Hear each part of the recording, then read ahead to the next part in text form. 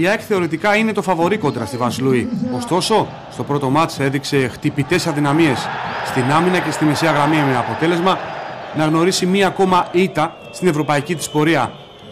Πρώτη καλή φάση στο 15 με τον Μπλάνκο να μην μπορεί να πιάσει την κεφαλιά εξ επαφής. Η ΑΕΚ είχε προβλήματα με τον Μπάγεβιτς να παρατάσει την ομάδα με 4-3-3. Ωστόσο, τα περισσότερα από τα ατού της Ένωσης έμειναν σε ριχά νερά, με τον προπονητή να είναι ιδιαίτερα προβληματισμένος από την εικόνα της ομάδας του. Ο Μπλάνκο απόλυσε μία ακόμα ευκαιρία στο 24ο λεπτό και 5 λεπτά αργότερα ήρθε η φάση του γκολ για την ρουμάνικη ομάδα, που δεν έδειξε βεβαίως κάτι το ιδιαίτερο. Από τα λάθη στην άμυνα, από το κενό που υπάρχει στον αέρα, ο Wesley είναι αυτός ο οποίος σκοράρει. Μαϊστόροβιτς και Άλβες δεν τα πήγαν καθόλου καλά στο Βασλούι το βράδυ της Πέμπτης. Η ΑΕΚ συνέχεια απόλυσε μια ευκαιρία στο 51 με τον Γρηγόρη Μάκο, ο οποίος στην κόντρα δεν μπόρεσε να στείλει την μπάλα στα δίχτυα. Ενώ στο 55ο λεπτό και ο Μπλάνκο είχε μια πολύ καλή φάση.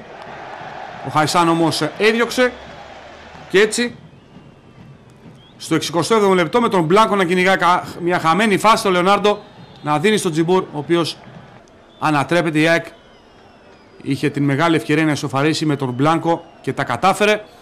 Αυτό το εκτός έδρας γκολ δίνει ελπίδες στην ομάδα του Μπάγεβιτς, η οποία δεν μπόρεσε όμως να κρατήσει το αποτέλεσμα, αφού προς το τέλος του αγώνα ένα παιδικό λάθος των Μαϊστόροβιτς και Άλβες έδωσε την ευκαιρία στον Wesley και πάλι να δώσει την νίκη στην Βασλού, και πλέον η ΑΕΚ έμπλεξε για τα καλά, αφού θα πρέπει να κερδίσει. Μια σοβαρή ΑΕΚ βεβαίως δεν θα έχει προβλήματα.